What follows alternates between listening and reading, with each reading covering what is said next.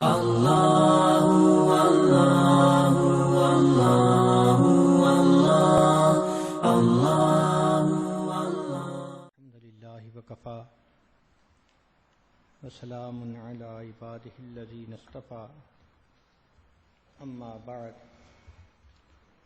اعوذ باللہ من الشیطان الرجیم بسم اللہ الرحمن الرحیم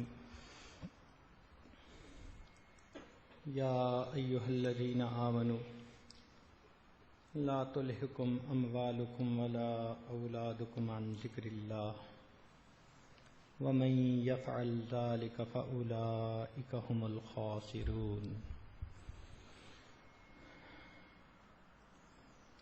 سبحان ربك رب العزة عما يصفون وسلام على المرسلين والحمد لله رب العالمين اللهم صل على سيدنا محمد وعلى آل سیدنا محمد وبارک وسلم اللہم صلی علی سیدنا محمد وعلی آل سیدنا محمد وبارک وسلم اللہم صلی علی سیدنا محمد وعلی آل سیدنا محمد وبارک وسلم۔ اے ایمان والو،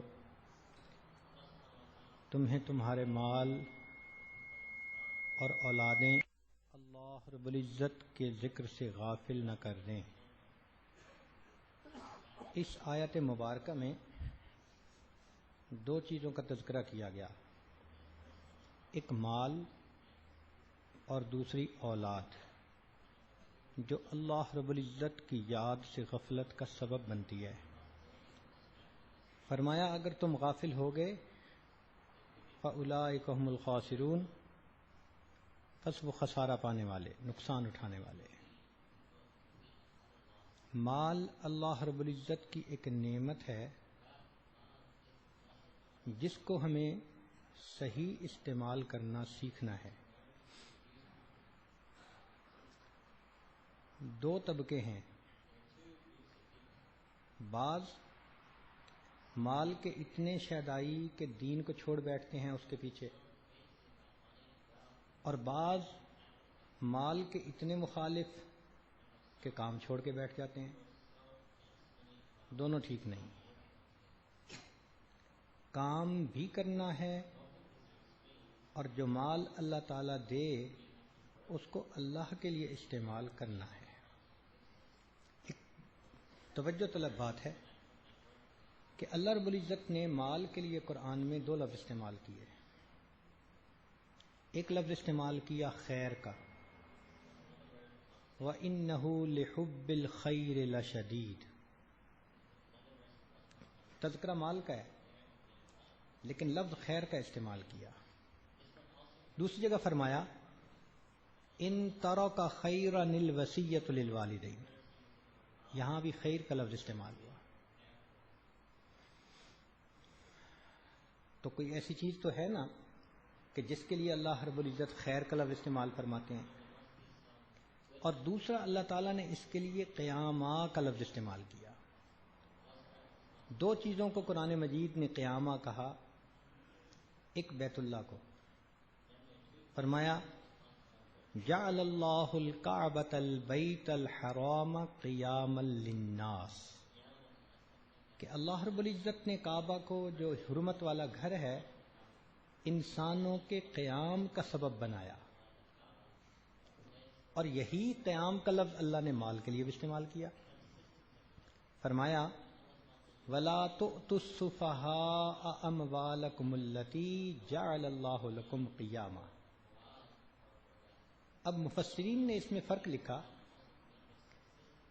کہ مال انسان کی جسمانی زندگی کے قیام کا سبب ہے اور بیت اللہ انسان کی روحانی زندگی کے قیام کا سبب ہے۔ اس کا مطلب ہے کہ یہ نعمتیں ہیں۔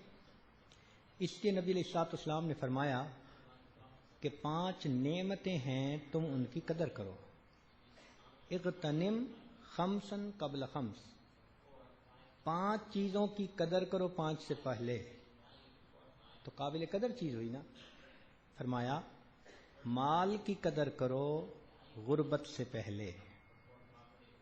تو اس تمام بات سے یہ بات سامنے آئی کہ مال اللہ رب العزت کی ایک نعمت ہے، جس نے اس کو اچھا استعمال کر لیا اور جو اس کی رو میں بہہ گیا یہ اس کے لیے زحمت بن گیا.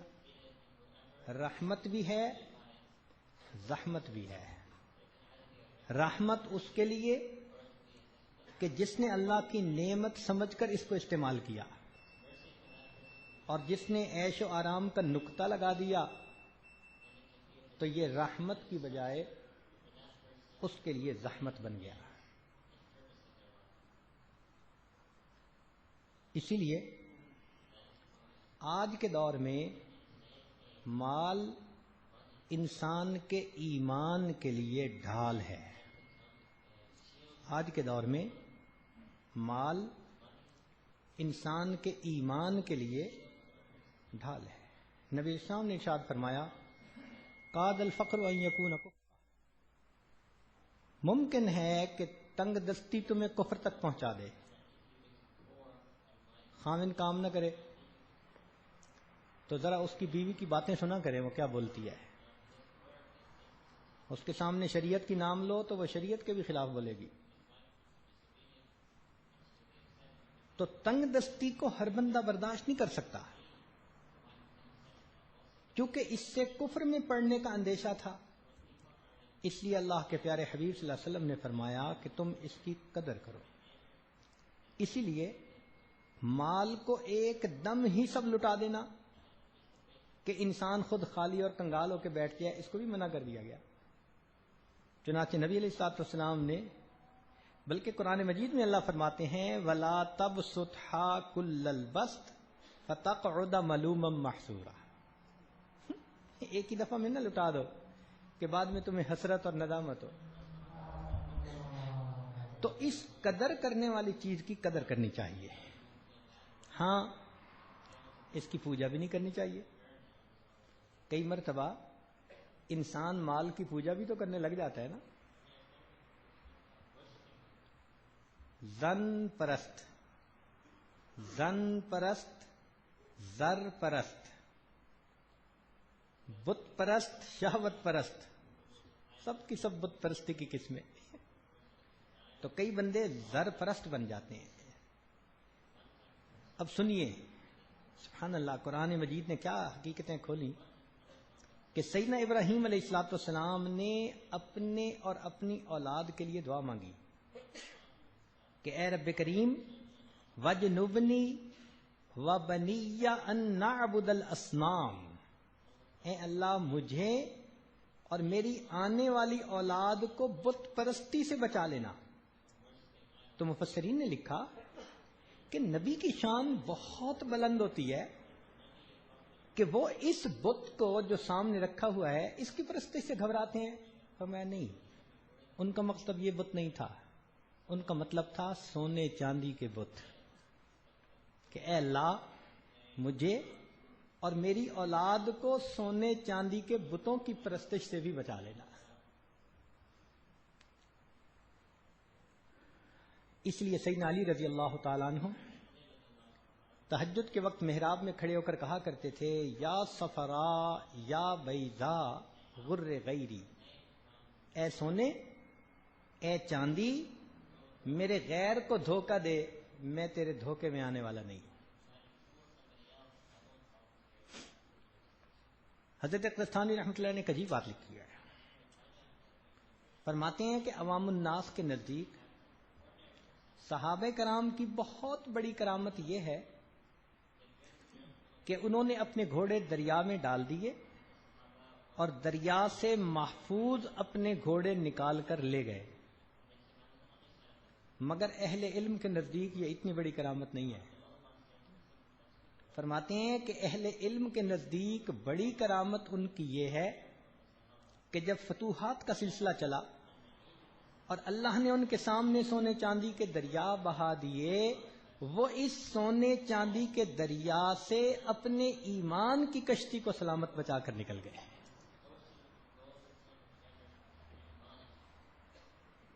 ذہن میں رکھنا کہ مال آتا ہے تو وبال بھی آتا ہے. مال آتا ہے تو وبال بھی آتا ہے. اس لیے یہ دنیا جادوگرنی جادو کرتی ہے بندے پہ. ایک جادو تو وہ تھا جو فرشتے لے کر آئے، ہاروت و ماروت، اللہ کے حکم سے آزمائش تھی بندوں کے لیے. اس جادو کے اندر ایک تاثیر تھی. قرآن مجید نے گواہی دی کہ اس جادو کے ذریعے سے یفرقون بہ بین المرء وزوجہ، وہ بندے اور اس کی بیوی کے درمیان جدائیاں ڈال دیتے تھے. تو دنیا کا جادو وہ جو خاوند اور بیوی کے درمیان جدائیاں ڈال دے. لیکن دنیا ایسی سہارا ہے، جادوگرنی ہے کہ جب اس کا جادو چل جاتا ہے یہ بندے اور اس کے پروردگار کے درمیان جدائی ڈال دیتی ہے. اور جو بندہ اپنے پروردگار سے دور ہٹ گیا، irreparable loss، اس کا کوئی کمپنسیشن ہو نہیں سکتی. لِكُلِّ شَيْءٍ إِذَا فَارَقْتَهُ عِوَضٌ. اے دوست، تو کسی چیز سے بھی جدا ہو تو تیرے لیے کوئی بدل موجود ہے. وَلَيْسَ لِلَّهِ إِنْ فَارَقْتَ مِنْ عِوَضٍ. اللہ سے تو جدا ہو گیا، تیرے لیے اس کا کوئی بدل موجود نہیں. اس لیے ہمارے بزرگوں نے ایک بات کہی، فرمایا الدنیا رأس کل خطیئہ، حب الدنیا رأس کل خطیئہ. مال کی محبت، دنیا کی محبت تمام برائیوں کی جڑ اور بنیاد ہے. باقی ساری برائیاں اس سے آگے جنم لیتی ہیں. حب الدنیا رأس کل خطیئہ، دنیا کی محبت تمام برائیوں کی بنیاد اور جڑ ہے. وَتَرَكُهَا مِفْتَاحُ كُلِّ فضیلہ، اور اس کا ترک کر دینا یہ ہر فضیلت کی کنجی ہے. دنیا کا بھی کیا حال ہے. اللہ اکبر. حرامها عذاب، اگر حرام طریقے سے ملی تو عذاب ہے. وحلالها حساب، حلال طریقے سے بھی پالی تو حساب پھر بھی دینا پڑے گا. اللہ اکبر کبیرہ. اس لیے اس مال کی کیفیت کو سمجھنے کی ضرورت ہے. دیکھیں، اس کی مثال پانی کی مانند ہے. ایک آدمی اگر کشتی چلانا چاہتا ہو تو وہ ریت پہ تو نہیں چلے گی، کہاں چلے گی؟ پانی میں. لیکن میں پانی میں تب چلے گی جب پانی کشتی کے نیچے رہے. پانی کشتی کے نیچے رہے، کشتی دوڑتی رہے گی، اس کے اوپر تیرتی رہے گی. اور اگر پانی کشتی کے اندر بھر جائے تو ڈوبنے کا سبب، نیچے رہے تو تیرنے کا سبب، اندر بھر جائے تو ڈوبنے کا سبب. ہمارے مشائخ نے کہا کہ مال جیب میں رہے تو تیرنے کا سبب، جب دل میں گھس جائے تو ایمان کی کشتی ڈوبنے کا سبب. اس لیے اس کو جیب تک رکھنا چاہیے، ادھر نہیں آنے دینا چاہیے.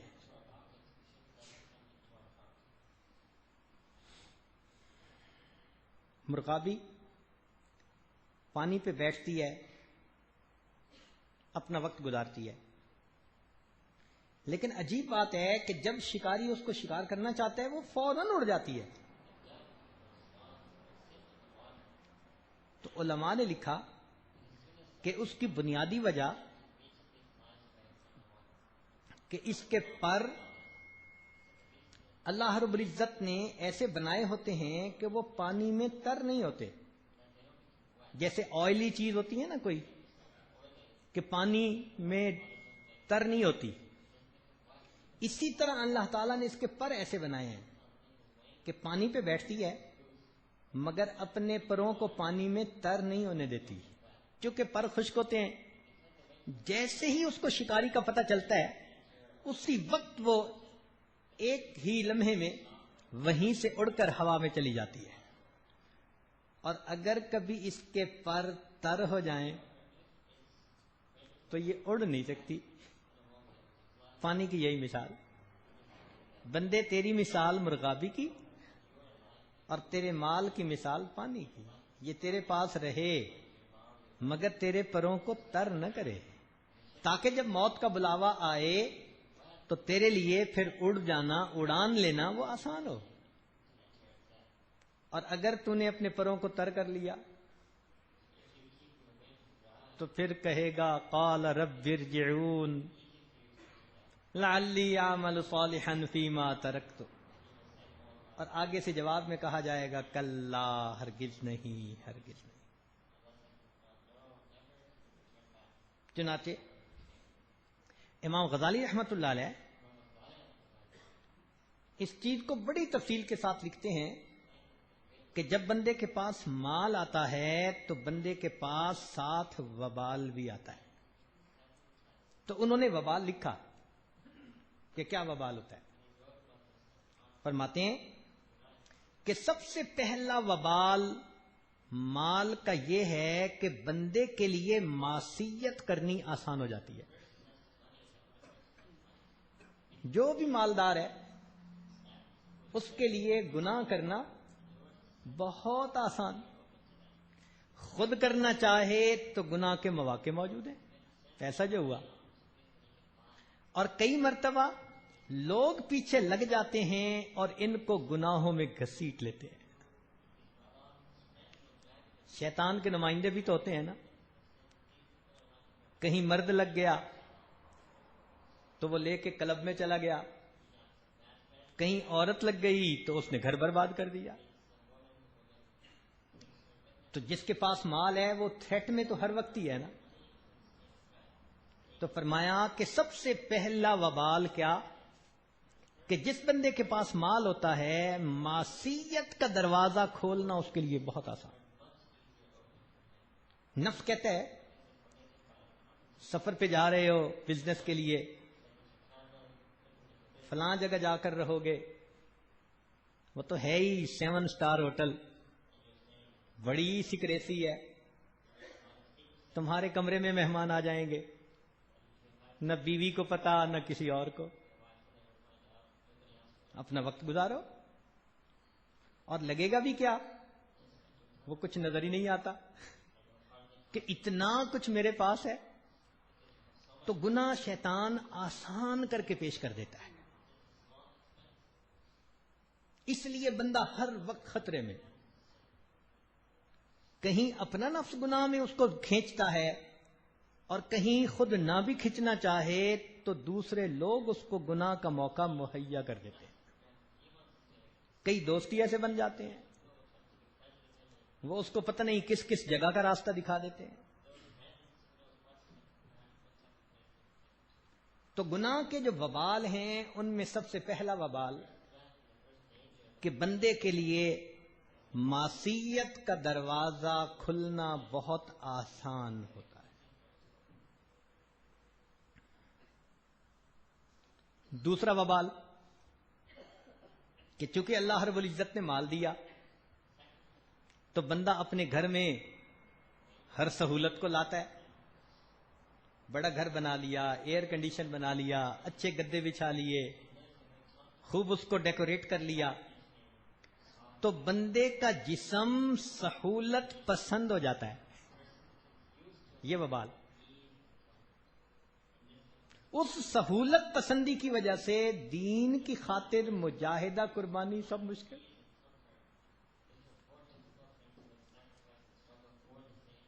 جسمی سہولت پسند ہے، اس کو نظر آتا ہے جی حج پہ تو بڑا ہی مجاہدہ ہے، جی نہیں ہو سکتا ہم سے. اس کو یورپ جانا مجاہدہ نظر نہیں آتا، حج مجاہدہ نظر آتا ہے. جسم سہولت پسند جو ہو گیا مشکل نظر آتی ہے. اب جب جسم سہولت پسند ہو گیا تو پھر دنیا ہی میں اس کو جنت بنی ہوتی ہے، گاڑی بھی ایسی، دفتر بھی ایسا، گھر بھی ایسا، پھر بیوی بھی دل لبھانے والی لے لی، تو اس کا گھر اس کی چھوٹی سی جنت بنی ہوتی ہے۔ تیسرا وبال یہ فرماتے ہیں کہ ایسے بندے کا مرنے کو دل نہیں چاہتا۔ اور باقی بات سمجھ میں آنے والی ہے، گھر بھی ہے، گھر والی بھی ہے، ہر نعمت ہے، کھانا پینا عیش آرام، جو اللہ نے نعمت دنیا میں بنائی سب ہے۔ اب وہ جو چھوٹی سی جنت اس کی بن گئی، اس میں سے جاتے ہوئے دل کو ہول پڑتا ہے۔ دیکھو ہمارے بزرگوں نے کیسے اسپیل آؤٹ کر کے ایک ایک چیز بتائی۔ تو مال کا پہلا وبال، معصیت کا راستہ آسان۔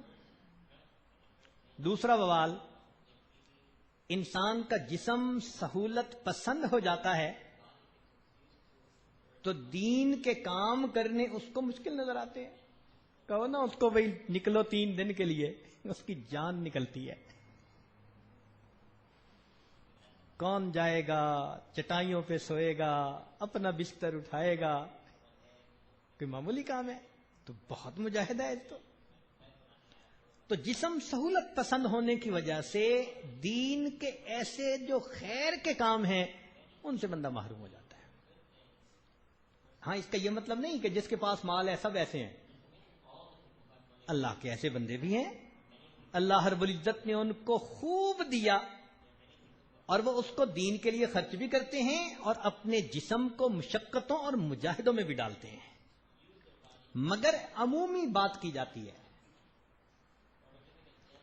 عام طور پر یہی دیکھا گیا،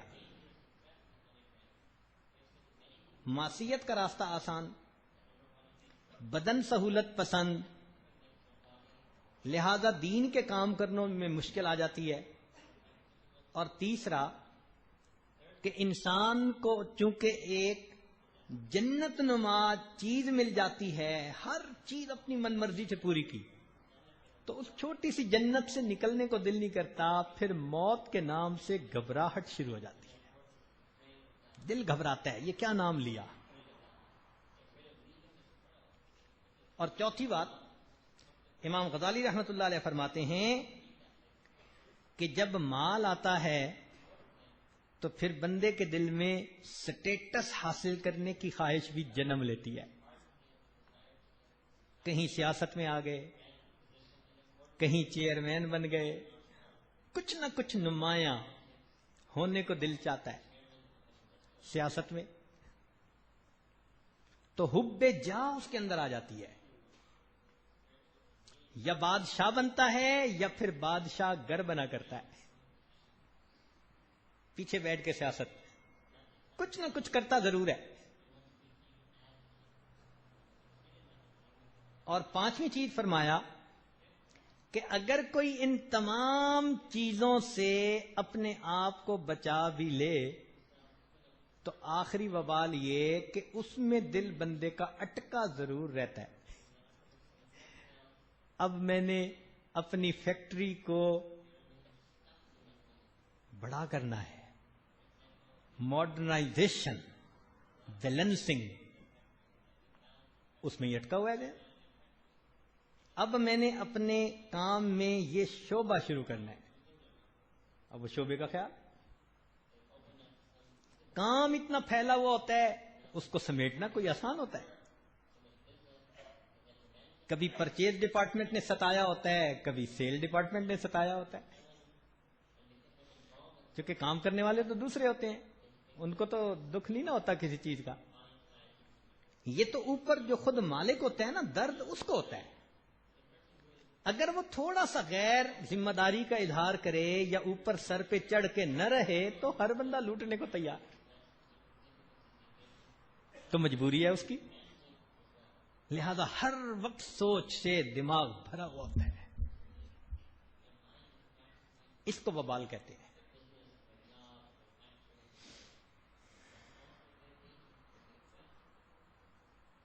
اس لیے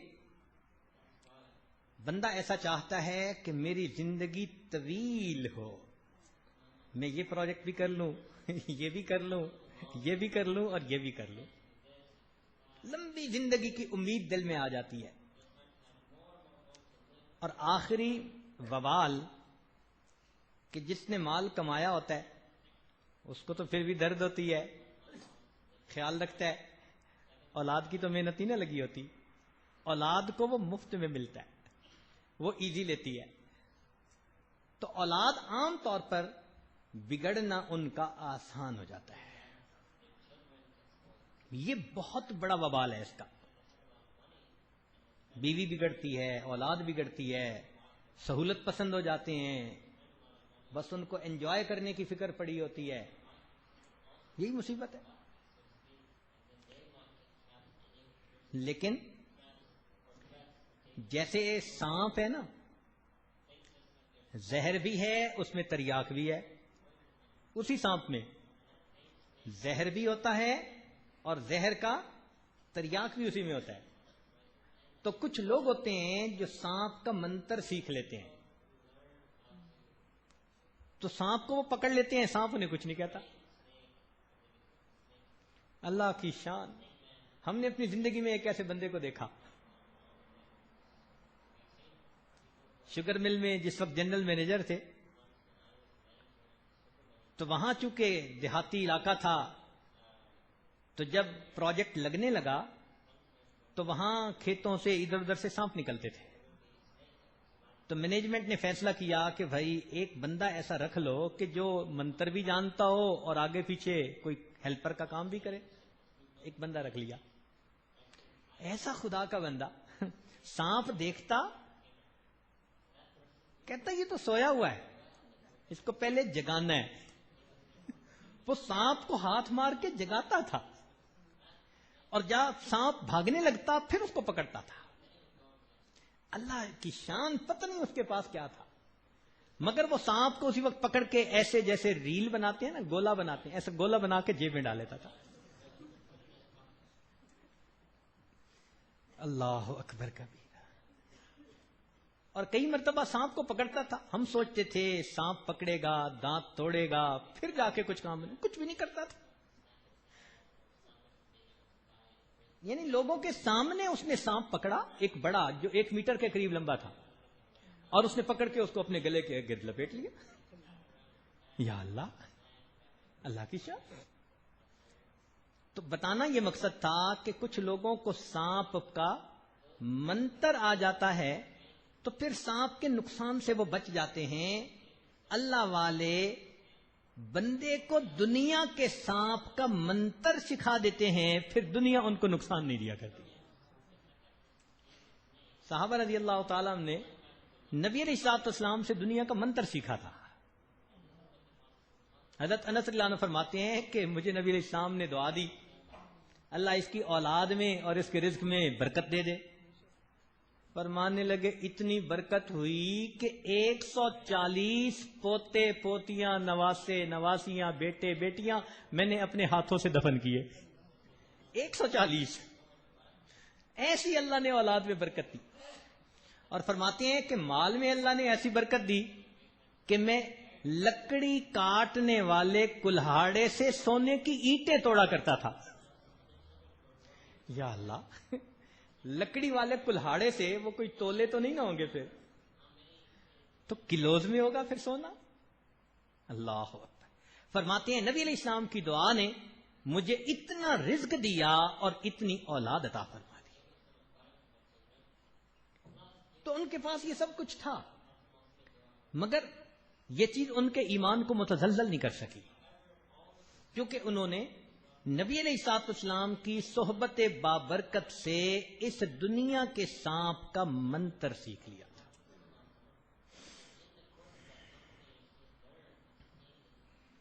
لہذا اللہ رب العزت جس کو یہ نعمت دے اس کو چاہیے کہ اپنے آپ کو اس سے بچا کے رکھے، کہیں یہ سانپ ڈس نہ لے، محتاط رہے.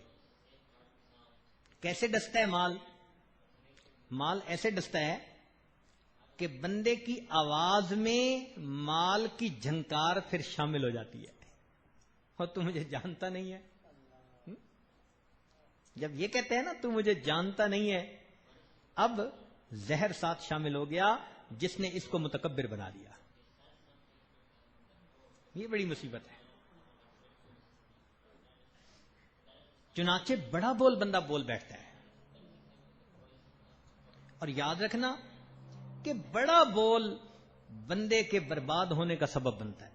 کبھی بھی بڑا بول نہیں بولنا چاہیے. جتنا مرضی انسان اللہ کو مال دے دے، جتنا مرضی اللہ رب العزت انسان کو مال دے دیں، بندے کی زبان سے کبھی بھی بڑا بول نہیں نکلنا چاہیے. اور جھکنا چاہیے، اللہ تیرے میرے اوپر کتنے احسانات ہیں، تو میری اوقات سے زیادہ مجھے عطا فرما رہا ہے. لیکن کئی دفعہ مال گردن میں سریا، گردن جھکتی نہیں ہے، کہیں میں آ جاتی ہے، اللہ اکبر کبیرہ، تو پھر انسان نقصان اٹھاتا ہے.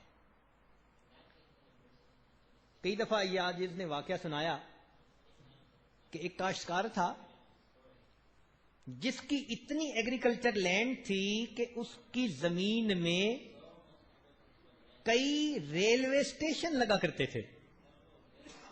پہلا ریلوے اسٹیشن اس کی زمین میں، پھر گاڑی چلتی تھی اور جہاں رکتی تھی تو دوسرا ریلوے اسٹیشن بھی اس کی زمین میں، اور پھر چلتی تھی تو تیسرا ریلوے اسٹیشن بھی اس کی زمین میں. کتنا بڑا لینڈ لاٹ ہوگا بھائی، اربوں پتی. شہر کے چوک میں کھڑا آئس کریم کھا رہا ہے. دوست سے بات چیت کی، کل کہاں تھے؟ اس نے کہا بس میں پریشان تھا، کچھ کاروبار چل نہیں رہا، مسئلہ ہے میرا. تو جب اس نے کہا نا چل نہیں رہا، تو اس میں عجب، تکبر. کہنے لگا یار کیا مسئلہ ہے تمہارا، ہر وقت پریشان رہتے ہو، آئے گا کہاں سے؟ اور مجھے دیکھو، میں ہر وقت پریشان رہتا ہوں، لگاؤں گا کہاں پہ؟ بات سمجھ رہے ہیں نا؟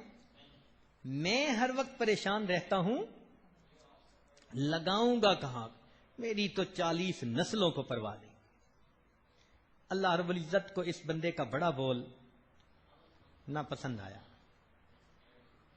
ایک بیماری میں مبتلا ہوا، 6-8 مہینے کے بعد دنیا سے چلتا بنا.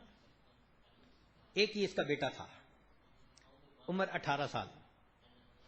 وہ اس کے تمام مال کا وارث بن گیا. اب جب اس کو اتنی دولت مل گئی تو جیسے میں نے بتایا نا کہ پھر گناہ کی طرف گھسیٹنے والے بھی چپک جاتے ہیں.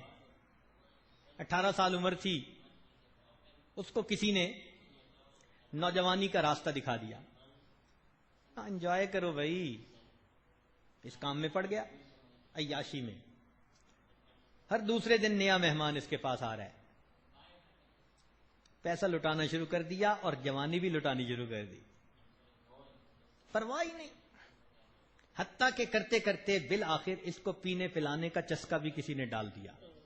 کیونکہ عیاشی بالآخر نشے تک انسان کو لے کے جاتی ہے.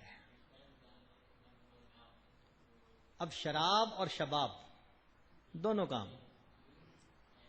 چند سال گزرے، باپ کا پیسہ لٹا رہا ہے خوب. کسی نے اس کو بیرون ملک کا دروازہ دکھایا، اور تمہیں کلب لے کے چلتے ہیں.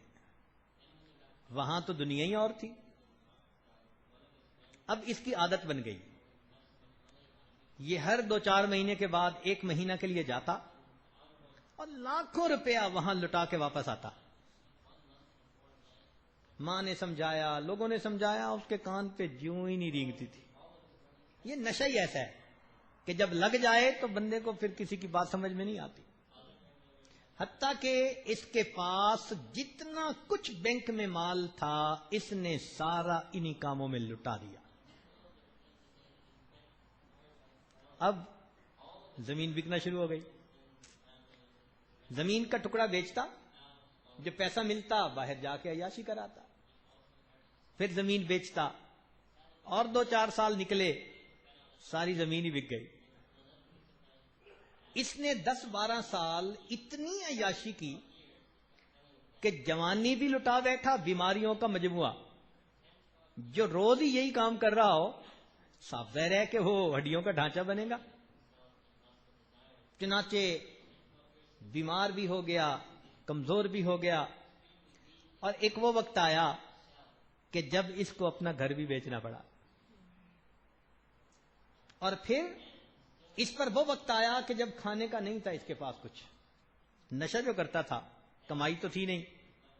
چنانچہ یہ شہر کے اسی چوک میں کھڑے ہو کر, جس میں اس کے باپ نے تکبر کا بول بولتا تھا, یہ بیٹا اسی چوک میں کھڑے ہو کر اللہ کے نام پہ بھیک مانگتا تھا. اللہ نے دکھا دیا, میں پروردگار اگر دینا جانتا ہوں تو میں پروردگار لینا بھی جانتا ہوں. تو نکتے کی بات یہ سمجھیے کہ اللہ رب العزت جب یہ نعمت کسی کو دیں تو وہ گردن جھکائے, گردن اٹھائے نہیں, اکڑنا اپنے اندر پیدا ہونے دے. میں اپنے اندر نہ پیدا ہونے دے, یہ نعمت کی ناقدری ہوگی. کسی کو کم نہ سمجھے, حقارت کی نظر سے نہ دیکھے. عام طور پر بندہ پھر دوسروں کو حقیر سمجھتا ہے. ذرا بات ہو تیرے جیسے کو تو میں خرید کے یہ کر دوں, اس کا کیا مطلب ہے؟ اس کو حقیر سمجھتا ہے. چنانچہ ایک عجیب واقعہ کتابوں میں لکھا ہے. ایک بزنس مین تھا, پسند کی شادی کی. شادی کے ابتدائی دنوں میں بیوی کے ساتھ بیٹھا کھانا کھا رہا ہے اپنے گھر میں, کوٹھی میں. دروازے پہ کسی سائل نے آواز لگائی, اللہ کے نام پہ دو. اس کی بیوی جو تھی نا, اس کی عادت تھی, وہ نیک خاتون تھی. اس کی عادت تھی کہ وہ گھر کے دروازے پہ آئے ہوئے سائل کو کبھی خالی نہیں جانے دینا چاہتی. اس نے اس سے پوچھا کہ اگر آپ کی اجازت ہو تو میں ایک روٹی اس کو دے دوں. اس نے کہا دے دو. روٹی دینے چلی گئی. اب جانے اور آنے میں کوئی منٹ 2 منٹ تو لگ ہی جاتے ہیں. اتنے میں صاحب کا موڈ آف ہو گیا. واپس آئی تو اس نے گالیاں نکالنی شروع کر دیں کہ یہ آ جاتے ہیں مشٹنڈے, لفنگے کہیں کے, کام نہیں کرتے, مانگتے ہیں, یہ ہے وہ ہے. بیوی نے سمجھایا, ہم نے تو اللہ کے نام پہ دیا ہے, کوئی نہیں. بولنا شروع کر دیا. بس اللہ کو اس کا یہ اس سائل کو گالیاں دینا ناپسند آ گیا. پھر کیا ہوا, دن بدلنے شروع ہو گئے. پہلے ڈیل کرتا تھا تو بینیفٹ ملتا تھا, پروفٹ آتا تھا. اب جو ڈیل کرتے ہیں اسی میں لاس. ایک ڈیل, دوسری ڈیل, تیسری ڈیل, کاروبار گھاٹے میں جانا شروع ہو گیا. کچھ عرصے کے بعد ایسا وقت آیا کہ لینے کی بجائے الٹا دینے والا بن گیا. ایک وقت تھا لاکھوں لینے تھے, اور آج وقت آ گیا کہ لاکھوں دینے پڑ گئے. لینے والوں نے جب اس کو ٹائٹ کیا, گھر بھی بیچنا پڑا. حتیٰ کہ اس نے فرسٹریشن کے اندر آ کر ایک دن اپنی بیوی کو بھی طلاق دے دی. وہ اپنے والدین کے گھر آ گئی, وہاں رہی. خوبصورت نیک نوجوان لڑکی تھی. اس کو 2-3 سال اپنے ماں باپ کے گھر رہنا پڑا. اچانک اس کے لیے پھر کہیں سے رشتہ آیا. یہ بندہ بھی بزنس مین تھا اور اچھے بڑے گھر میں رہتا تھا, آسودہ حال تھا. ماں باپ نے دیکھا کہ بھئی بہت اچھا رشتہ ہے, انہوں نے اس کا نکاح ثانی کر دیا, شادی کر دی. یہ اپنے نئے خاوند کے پاس آ گئی. شادی کے ابتدائی دنوں میں خاوند کے پاس بیٹھی کھانا کھا رہی تھی. پھر دروازے پہ سائل آیا, اللہ کے نام پر. اس نے اپنے اس خاوند سے پھر پوچھا کہ اگر آپ اجازت دیں تو ایک روٹی میں دے دوں. اس نے کہا دے دو. یہ روٹی دینے گئی. جب کواڑ کھول کے دینے لگی تو اس نے چیخ ماری. خاوند بھاگا, کیا ہوا میری بیوی کو؟ جب گیا تو دیکھا اس کا رنگ پیلا, پسینہ آیا ہوا, ٹھنڈا جسم. اس نے پوچھا کیا ہوا؟ کہنے لگی کہ میں سائل کو روٹی دینے کے لیے جب میں نے دروازے کو کھولا تو میں نے دیکھا کہ میرا پہلا خاوند میرے دروازے پہ سائل بن کے کھڑا تھا. اس کے خاوند نے اس کو دیکھ کر کہا اچھا تم پہچانو, ایک ایسا دن تھا جب میں تمہارے دروازے پہ سائل بن کے گیا تھا. اللہ نے سائل کو گھر بھی دے دیا, بیوی بھی دے دی, اور جو گھر اور بیوی والا تھا اس کو سائل بنا کر ان کے دروازے پہ کھڑا کر دیا. تو میرے دوستو, جو بندہ تکبر کا بول بولتا ہے نا, تو اللہ رب العزت اسے ٹیبل کے دوسری طرف بھی بٹھا سکتے ہیں. آج تو یہاں بیٹھے نا مالک بن کے, کل وہاں بھی بٹھا سکتے ہیں مانگنے والا بنا کے. اس لیے یہ اہم بات ہے کہ یہ نعمت جب اللہ کسی کو عطا کرے تو اس کا شکر ادا کریں, اور الٹا اور زیادہ اللہ کے سامنے جھکیں اور عاجزی کریں, عجب اور تکبر نہ اپنے اندر پیدا ہونے دیں. بس یہ منتر ہے اس سانپ کا, یوں سمجھ لیں. جب آپ نے یہ سمجھ لیا, اب آپ کو مال نقصان نہیں دے سکتا. آپ اس مال کو اللہ کے راستے میں خرچ کر سکتے ہیں اور جنت میں اپنے رتبے اونچے کر سکتے ہیں. لیکن اکثر و بیشتر یہ بھی دیکھا کہ کچھ لوگ تو اس مال کو اللہ کی نعمت سمجھ کر اپنی آخرت بناتے ہیں, اور کچھ کے دل میں ایسی محبت آ جاتی ہے کہ وہ بس دنیا ہی میں اس کو پھیلاتے چلے جاتے, دنیا ہی میں اس کو بڑھاتے چلے جاتے ہیں. مال کی محبت ان کے دل میں آ جاتی ہے. اس لیے کسی نے کہا کہ مال بہترین غلام ہے اور انسان کا بدترین آقا ہے. غلام بنا کے رکھو تو یہ تمہارا بہترین غلام ہے, اور اسے اپنا آقا بنا لو تو یہ بدترین آقا ہے بندے کا. ایسی محبت دل میں آتی ہے کہ بندے کا مال خرچ کرنے کو دل ہی نہیں کرتا. اس کا نام ہے بخل, کنجوسی.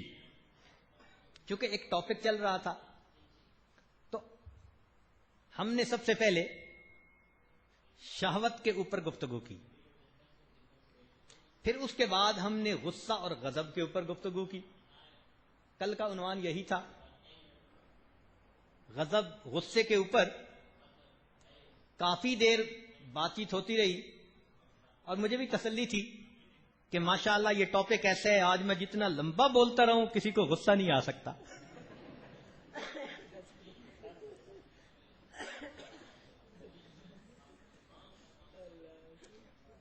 اور آج کا عنوان بخل. ہمارے مشائخ نے انسان کے سینے میں کچھ لطائف کی نشاندہی کی. اس میں پہلے کے ساتھ شہوت وابستہ, دوسرے کے ساتھ غضب وابستہ, تیسرے کے ساتھ بخل وابستہ. اس ترتیب سے ہم چل رہے ہیں. یہ بخل کیا ہوتا ہے؟ شریعت نے کہا کہ جس بندے کو اپنا مال بیوی بچوں پہ خرچ کرتے ہوئے مشکل محسوس ہو, یا اللہ کے راستے میں زکوٰۃ دیتے ہوئے مشکل محسوس ہو, تو یہ دونوں میں سے کوئی بھی ایک علامت اس کے اندر بخالت کی دلیل ہے. بیوی بچوں پہ بھی خرچ کرنے کو دل نہیں چاہتا,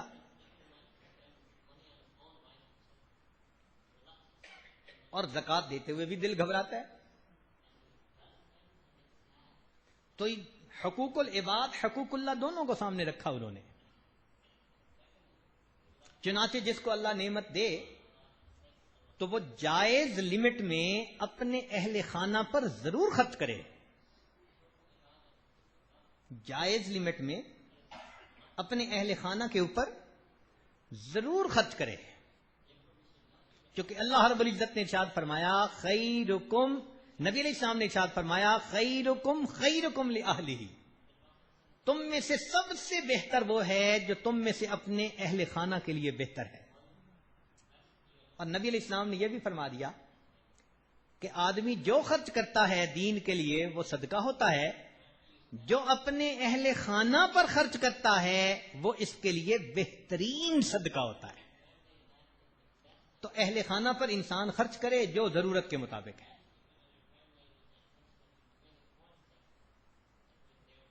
اور اگر انسان حقوق العباد میں کمی کرے یا حقوق اللہ میں کمی کرے تو اس کو بخالت کہتے ہیں.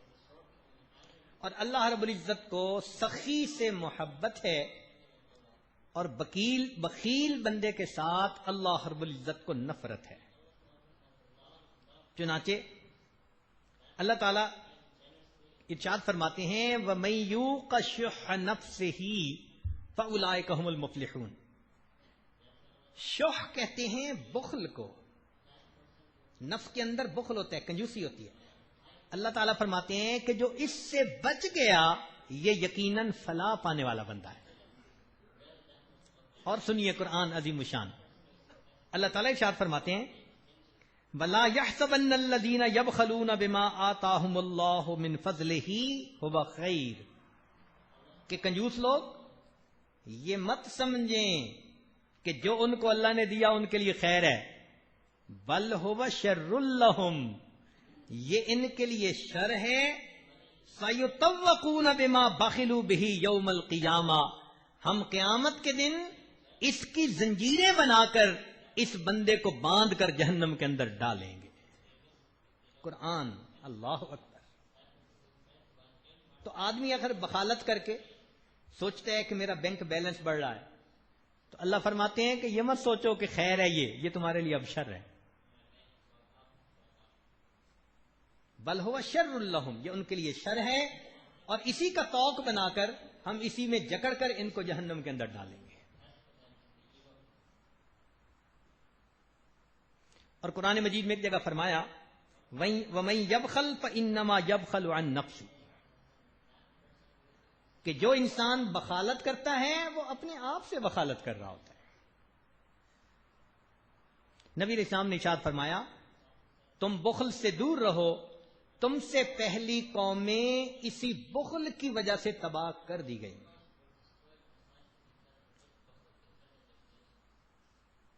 چنانچہ ابلیس کہتا ہے کہ سخی سے مجھے دشمنی ہے اور بخیل میرا پکا یار ہے.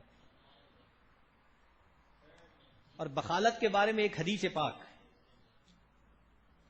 اللہ اکبر کبیرہ, حدیث پاک میں ہے نبی علیہ السلام نے ارشاد فرمایا کہ اللہ رب العزت نے قسم کھا کر فرمایا کہ میں بخیل کو کبھی اپنی جنت میں داخل نہیں ہونے دوں گا. قسم کھا کر فرمایا کہ میں بخیل کو اپنی جنت میں داخل نہیں ہونے دوں گا. تو اللہ تعالیٰ کو بخالت سے کتنی زیادہ نفرت ہے. اس کے بدلے سخاوت اللہ تعالیٰ اس کو پسند فرماتے ہیں, مگر سخاوت کا مطلب فضول خرچی بھی نہیں, وہ بھی شیطان کا بھائی بن جاتا ہے بندہ.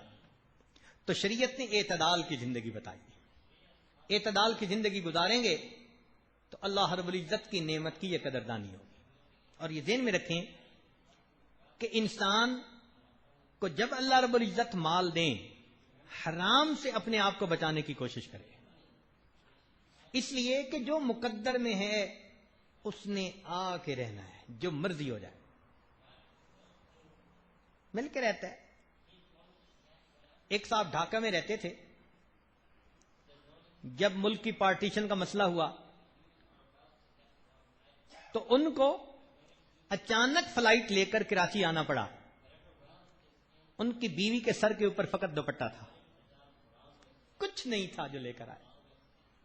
اور کتنے مالدار تھے کہ وہاں ان کے ملک کے اندر کئی درجن پیٹرول سٹیشن, گیس سٹیشن تھے.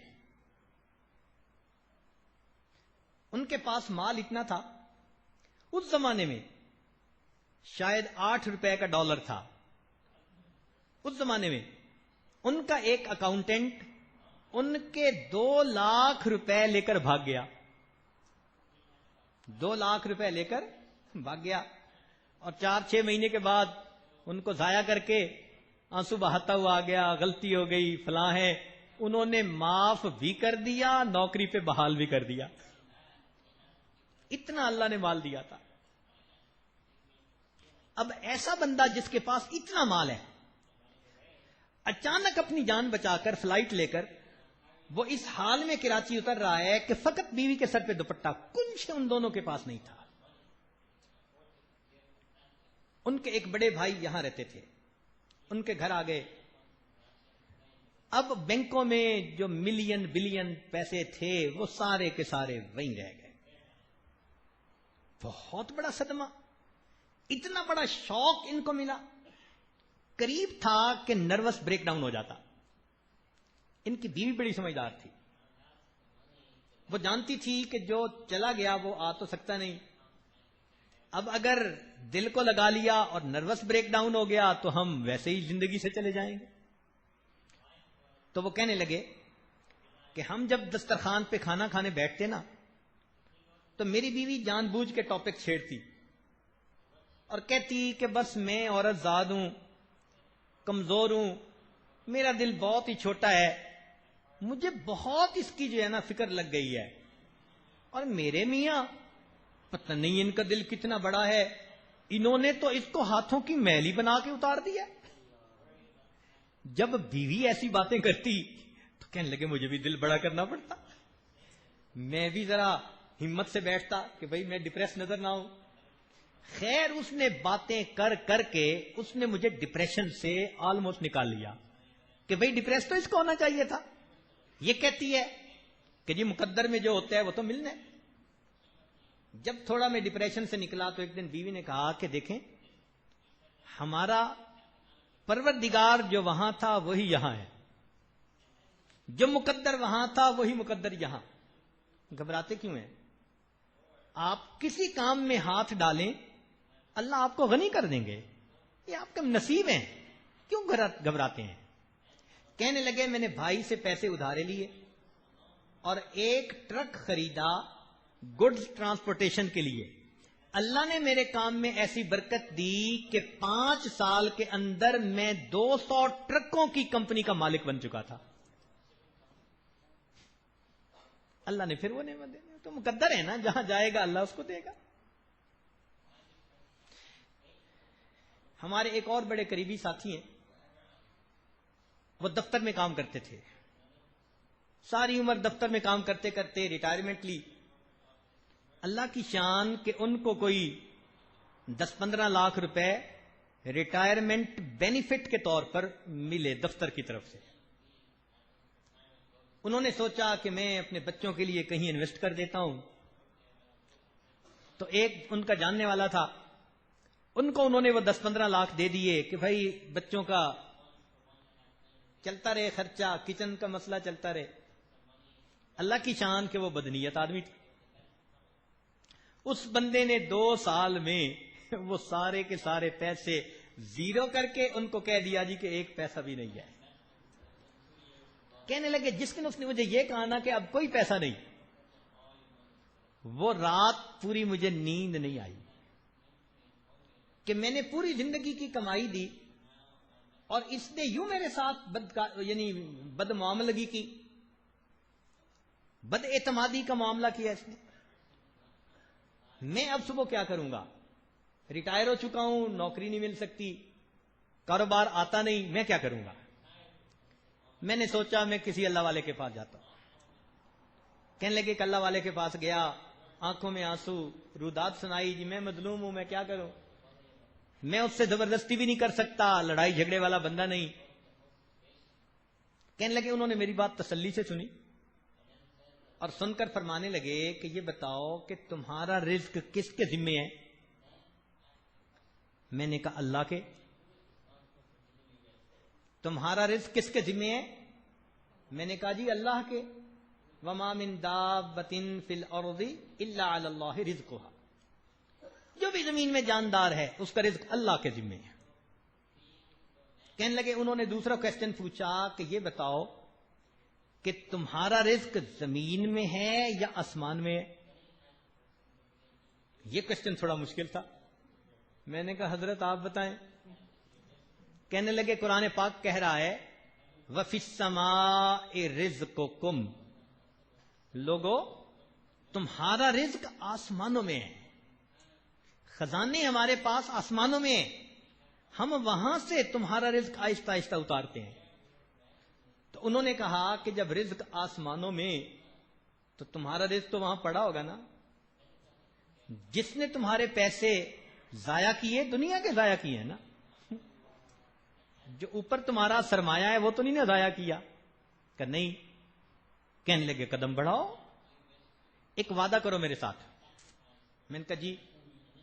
کہنے لگا وعدہ یہ کرو کہ اے اللہ میں رزق کے حلال کے لیے قدم بڑھا رہا ہوں, میرے اوپر رحمت فرما, میں کسی بندے کے ساتھ زیادتی نہیں کروں گا, میرے ساتھ کوئی زیادتی کرے گا تو میں تیری رضا کے لیے اس کو معاف کر دوں گا.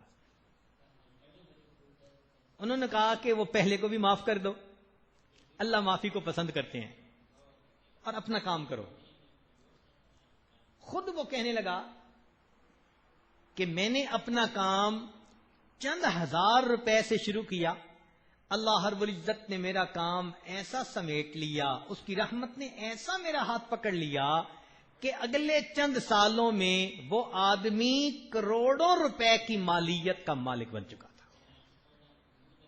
کہنے لگا اس وقت میں کروڑوں میں ڈیل کرتا ہوں اپنی.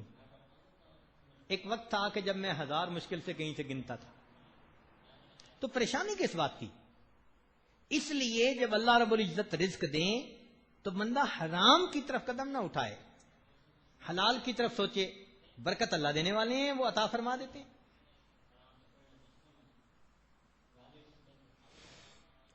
اب ایک سوال پیدا ہوتا ہے کہ آخر یہ بخل کی بیماری اگر ہے تو کیا کرنا چاہیے؟ امام غزالی رحمۃ اللہ فرماتے ہیں کہ اس کا ایک ہی حل, اپنے دل پہ جبر کر کے اپنے مال کو اللہ کے لیے خرچ کرو. جب خرچ کرنے لگ جاؤ گے پھر دل بھی اس میں دلچسپی لینا شروع کر دے گا. یہ ایسا ہی ہے, بندے کو کئی دفعہ پوچھو کھانا کھانا ہے, کہتے نہیں بھوک نہیں ہے. بھائی ایک لقمہ لے لو. وہ بندہ ایک لقمہ لینے بیٹھتا ہے نا تو 2 روٹیاں کھا کے اٹھتا ہے. یہی حال اس کا بھی ہے کہ اگر دل بخیل ہے تو آپ دل پہ جبر رکھ کے اللہ کے راستے میں اس کو خرچ کریں, جو حقوق العباد ہیں ان پہ خرچ کریں. جب خرچ کرنے لگیں گے اللہ رب العزت خود بخود دل کو بھی اس کے مطابق ہی ڈھال دیں گے. ہمارے اکابر میں اللہ رب العزت نے کئی لوگوں کو خوب مال سے نوازا.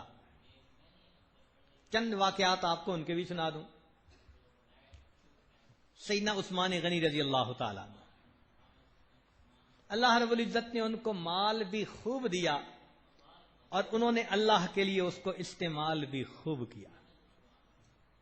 چنانچہ مشہور ہے کہ مدینہ طیبہ میں پانی کی کمی تھی. ایک کنواں تھا جو یہودی کا تھا اور وہ پانی بیچتا تھا. لوگوں کو بڑی تنگی تھی کہ کہاں سے پیسے لائیں پانی خریدنے کے لیے. عثمان غنی لان اس کے پاس گئے, بھائی کنواں بیچ دو. اس نے کہا میں کیوں بیچوں, مجھے تو پیسے ملتے ہیں, پانی بیچتا ہوں. بھائی منہ مانگی قیمت لے لو. اس نے کہا نہیں میرا بزنس ہے. عثمان غنی لانو بھی بزنس مین تھے. فرمانے لگے کہ میں تجھے ایک مشورہ دیتا ہوں اگر تجھے اچھا لگے. کیا؟ فرمانے لگے کہ پوری قیمت جو تمہاری سمجھ میں آتی ہے وہ بھی لے لو اور آدھا پانی مجھے بیچ دو, آدھا آپ رکھ لو. اس نے سوچا ہاں یہ تو بہت اچھی بات ہے کہ پیسے بھی پورے مل گئے جو میں چاہتا ہوں, اور ایک دن میں نکالوں گا ایک دن یہ نکالیں گے, کوئی بات نہیں میں پھر بیچوں گا. لو جی عثمان غنی لان نے اس کو پیسے دے دیے اور ایک دن خود نکالنے لگے, ایک دن وہ نکالنے لگا. چند دن جب ہر چیز سیٹل ہو گئی تو عثمان غنی لانو نے اعلان کروا دیا کہ میری باری کے دن جو پانی بھرے گا مفت پانی بھر کے لے جائے. اب لوگوں کو ایک دن پانی مفت ملنے لگا تو پیسے سے کون خریدے. سب لوگ مفت والے دن آ کے بھرتے اور دوسرے دن انتظار کر لیتے. چند دنوں میں یہودی کے پاس گاہک کوئی نہیں. پھر وہ آیا کہ جی میں اپنا باقی آدھا حصہ بیچنے آیا ہوں. تو عثمان غنی لانو نے اس کو کچھ اور پیسے دے کر وہ باقی بھی خرید لیا اور اللہ کے نبی صلی اللہ علیہ وسلم کی خدمت میں اللہ کے راستے میں مسلمانوں کے لیے وقف کر دیا. دیکھا یہ تھے جن کو اللہ نے عطا کیا تھا. عید کا دن ہے. نبی علیہ الصلوۃ والسلام عید پڑھنے کے لیے جا رہے ہیں. عائشہ رضی اللہ تعالیٰ عنہا عرض کرتی ہیں, اللہ کے نبی صلی اللہ علیہ وسلم, عید کا دن ہے, مدینہ کے یتیم آئیں گے, مساکین آئیں گے, بیوائیں آئیں گی, تو اگر کچھ دیں کہ میں منگوا لوں, پکا لوں, ہم بھی کھائیں گے, ان کو بھی کھلائیں گے. نبی علیہ السلام نے فرمایا, عائشہ میرے جیب میں تو اس وقت کچھ نہیں ہے, میرے پاس تو کچھ نہیں ہے. خاموش ہو گئیں. نبی علیہ السلام عید کے لیے تشریف لے گئے. عید کی نماز پڑھ کے جب واپس آئے تو نبی علیہ السلام نے دیکھا کہ گھر کے اندر کھانا پکا ہوا ہے, آنے والے مہمان بھی کھا رہے ہیں, فقراء مساکین بھی کھا رہی ہیں, گھر والے بھی کھا رہے ہیں, اور نبی علیہ السلام کے لیے بھی رکھا ہوا ہے. نبی علیہ السلام بڑے حیران. پوچھا, عائشہ, حمیرہ, یہ کہاں سے آ گیا سب کھانا؟ اے اللہ کے نبی صلی اللہ علیہ وسلم, جب آپ عید کے لیے تشریف لے گئے تو عثمان غنی رضی اللہ تعالیٰ عنہ نے آپ کی ہر زوجہ کے گھر ایک سامان سے لدا ہوا اونٹ ہدیہ اور تحفہ کے طور پر بھیجا. ہر ماں کے گھر, ام المومنین تھی نا, آپ کی ہر زوجہ کے گھر میں سامان سے لدا ہوا ایک اونٹ ہر گھر میں تحفہ کے طور پر بھیجا. تو اس سامان میں سے ہم نے پکایا, ہم بھی کھا رہے ہیں, اور آپ کے لیے بھی کھانا موجود ہے, کھائیے. نبی علیہ السلام نے جب دیکھا دل خوش ہوا. نبی علیہ السلام نے دعا دی, یا رحمان سہل الحساب علی عثمان, اے رحمان عثمان کے لیے قیامت کا حساب آسان فرما دے. حدیث پاک میں آتا ہے, جتنے مالدار اس امت میں ہوں گے ان میں سے سب سے زیادہ آسان حساب اللہ تعالیٰ عثمان غنی لانو کا لیں. دیکھو اللہ نے نعمت دی, اس نعمت کو کیسے استعمال کیا. مدینہ طیبہ میں گندم ختم ہو گئی, لوگ پریشان. این جب گندم ختم تھی, عثمان غنی لانو کا ایک قافلہ جو کئی 100 اونٹوں پہ مشتمل تھا, وہ گندم لے کے شام, بلاد شام کی طرف سے آ گیا. اب جیسے ہی وہ آیا تو تھوک والے ہوتے ہیں نا کچھ لوگ, تو کچھ لوگ پرچون والے, تو وہ جو تھے نا پرچون والے, وہ سب آ گئے کہ عثمان ہمیں بیچ دو, پھر ہم آگے بیچتے رہیں گے. پوچھا کیا دو گے؟ انہوں نے کہا جو قیمت ہے اس سے دگنی دیں گے, تھوڑی ہے. ایک نے کہا 3 گنا قیمت دیں گے, تھوڑی ہے. 4 گنا دیں گے, تھوڑی ہے. بڑھتی گئی قیمت, حتیٰ کہ اتنی شارٹیج تھی گندم کی کہ مدینہ کے بیوپاریوں نے 10 گنا قیمت پر خریدنے کے لیے کہہ دیا. سوچئے ذرا, 10 گنا کتنا نفع ہوتا ہے کہ آپ 100 روپے کی چیز خریدیں اور 1000 روپے اس کے بدلے ملے. تو جب 10 گنا قیمت لگ گئی, عثمان غنی رضی اللہ عنہ نے پھر بھی انکار کر دیا. تو 2-4 بیوپاری مل کر آئے, عثمان چاہتے کیا ہو, اتنا ہم پیسہ دے رہے ہیں اور پھر بھی بیچنا نہیں چاہتے. عثمان غنی اللہ نے کہا کہ آپ لوگ مجھے نفع تھوڑا دے رہے ہیں. عثمان 10 گنا قیمت دے رہے ہیں ہم آپ کو, یہ تھوڑا نفع ہے؟ فرمان لگے ہاں تھوڑا نفع ہے. تو بھائی زیادہ نفع کون دے گا؟ کہنے لگا ایک ایسا پرچیزر ہے میرے پاس جو میرے اس مال کو 100 گنا پرائس کے اوپر خریدنا چاہتا ہے, میں اس کو دے رہا ہوں. چنانچہ انہوں نے سینکڑوں اونٹوں کا غلہ اسی وقت مسلمانوں میں تقسیم کر دیا. چونکہ اللہ رب العزت فرماتے ہیں کہ ایک دانے کو 700 دانہ بنائیں گے ہم. تو فرمایا میرے پاس ایک ایسا پرچیزر ہے جو میرے مال کو 700 گنا پرائس پہ خریدے گا, 700 ٹائم. اور انہوں نے پوری کی پوری گندم مدینہ کے لوگوں میں تقسیم کر. تو اللہ رب العزت جن کو یہ نعمت دیتا ہے وہ اس نعمت کے ذریعے پھر اللہ کا قرب بھی پاتے ہیں اور جنت کے درجے بھی پاتے ہیں. یہ ذہن میں رکھنا, ہماری ضرورت صرف یہاں نہیں ہے میرے دوستو. یہاں تو ہم 70, 80, 100 سال ہیں نا, اور آگے تو ہمیشہ ہمیشہ ہیں. تو بزرگ فرماتے تھے کہ جتنا یہاں رہنا ہے اتنا یہاں کے لیے کوشش کر لو, اور جتنا آگے رہنا ہے اتنا آگے کے لیے کوشش کر لو. اللہ تعالیٰ جس بندے کو دنیا کا سیٹھ بنائے لازمن اسے کوشش کرنی چاہیے کہ اے اللہ میں تیرے نیک کاموں میں خرچ کرتا ہوں تو مجھے جنت کا بھی سیٹھ بنا دے. کیوں نہیں خرچ کرتا؟ اس لیے کچھ لوگ مالدار ہوتے ہیں، کچھ لوگ مالدار ہوتے ہیں اور کچھ مال کے چوکیدار ہوتے ہیں. مالدار تو وہ ہوا کہ جس کو اللہ نے دیا بھی خوب اور وہ اللہ کے راستے میں خرچ بھی خوب کر رہا ہے، اللہ کی رضا کے لیے دائیں ہاتھ سے خرچ کرتا ہے، بائیں ہاتھ کو پتہ نہیں چلنے دیتا، یہ اپنی آخرت بنا رہا ہے. اور چوکیدار وہ ہوا جو صبح اٹھ کے بینک سٹیٹمنٹ دیکھتا ہے، اب اکاؤنٹ میں اتنا، فلاں جگہ اتنا، فلاں جگہ اتنا. نتیجہ کیا ہوگا؟ یہ بندہ کچھ سالوں کے بعد یہاں سے چلا جائے گا، اولاد اس مال پہ عیاشی کرے گی اور باپ کو قیامت کے دن اس کا حساب دینا پڑے گا.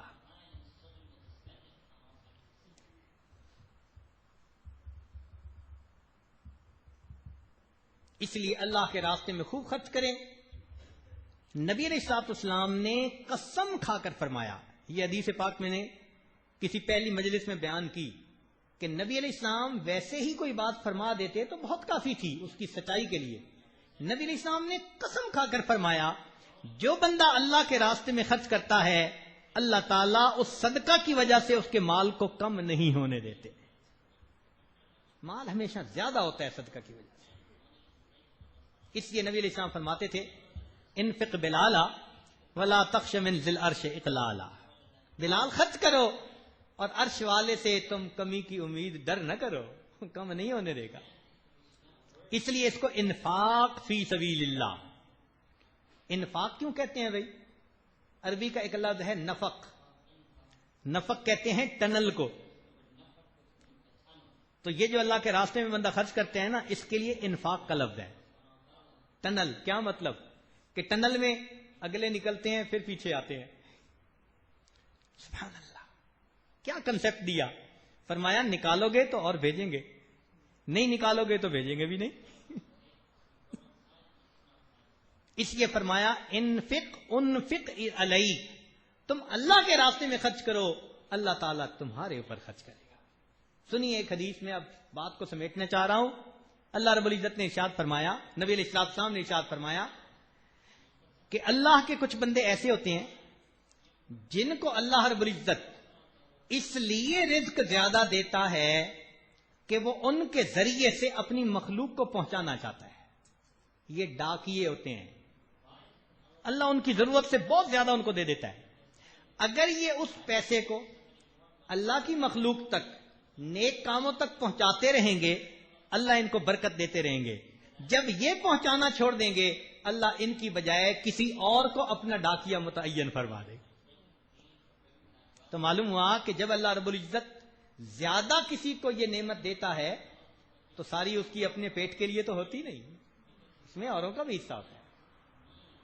تو انسان اہل خانہ پر خرچ کرے، قریبی رشتہ داروں پر خرچ کرے، غربا، مساکین، مساجد، مدارس، جو اللہ کے کام ہیں ان پر خرچ کرے اور اپنی آخرت کو بنائے. اللہ رب العزت ہمیں یہ نعمت عطا بھی فرمائے اور اس نعمت کو اپنی مرضی کے مطابق استعمال کرنے کی توفیق بھی عطا فرمائے. وآخر دعوانا ان الحمدللہ رب العالمین. تھوڑی دیر کے لیے مراقبہ کر لیجئے، آنکھوں کو بند کر لیجئے، سر کو جھکا لیجئے. دنیا اور جو کوئی دنیا میں ہے اس سے ہٹ کٹ کے اللہ رب العزت کی یاد میں ڈوب جائیے. لا الہ الا اللہ محمد رسول اللہ. دعا کر لیجئے. سبحان ربی العلی الوہاب اللہم صلی علی سیدنا محمد وعلی آلہ ربنا ظلمنا انفسنا وان لم تغفر لنا وترحمنا لنکونن من الخاسرین. اے مالک ہم آپ کے عاجز مسکین بندے ہیں، ہمارے گناہوں کو معاف فرما، خطاؤں سے درگزر فرما، عیبوں کی پردہ پوشی فرما. اللہ ہماری نگاہوں کو پاک فرما، دلوں کو صاف فرما، سینوں کو اپنی محبت سے لبریز فرما، اپنے عشق کی آتش ہمارے سینوں میں پیدا فرما. اللہ ہماری جسمانی بیماریوں کو دور فرما، روحانی بیماریوں کو دور فرما. میرے مولا ہمارے گناہوں کو معاف فرما.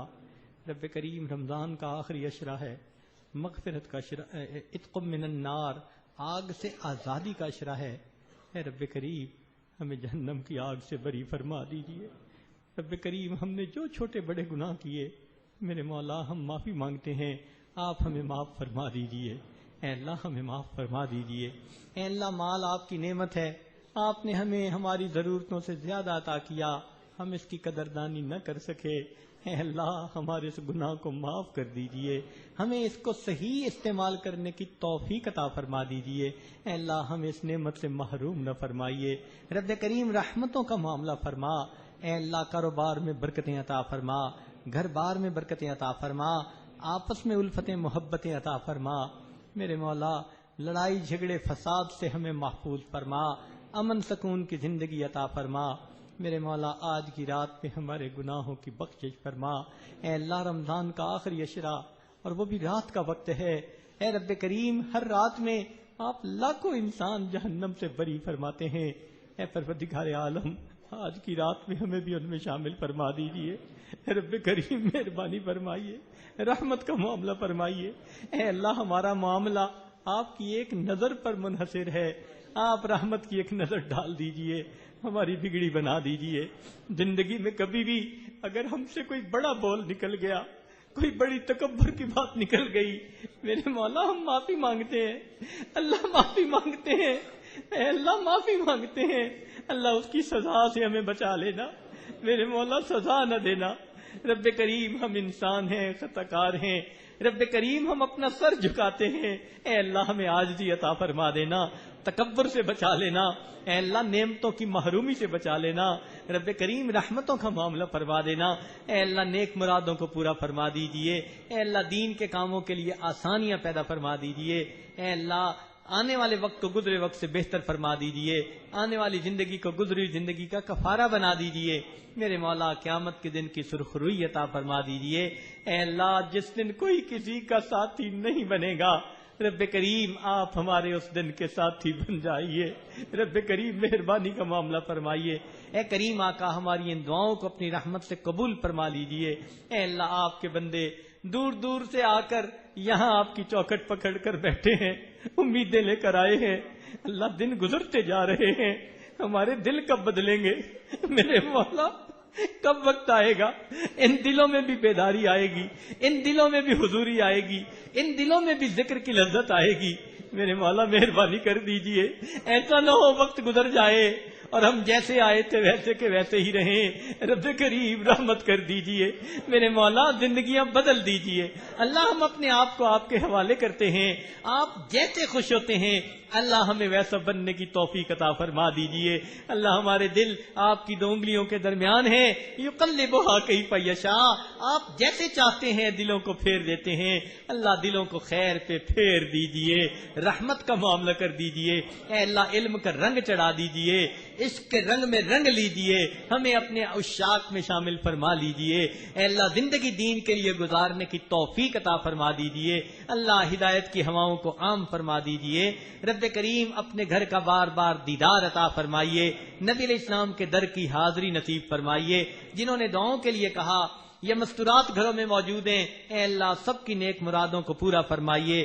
ہمارے والدین عزیز اقارب مشائخ جو فوت ہو چکے ان کی مغفرت فرما، ہمارے کچھ قریبی متعلقین دوست عزیز اقارب اے اللہ پچھلے دنوں فوت ہوئے، ایک آدھ دن پہلے فوت ہوئے، اللہ سب کی مغفرت فرما اور سب کی قبر کو جنت کا باغ بنا۔ میرے مولا رحمتوں کا معاملہ فرمائیے اور ہماری اس محفل کو ہمارے لیے بخشش کا سبب بنا دیجئے۔ ربنا تقبل منا انک انت السمیع العلیم تب علینا انک انت التواب الرحیم۔ صلی اللہ تعالی علی حبیبہ سیدنا محمد وآلہ واصحابہ اجمعین برحمتک یا ارحم الراحمین۔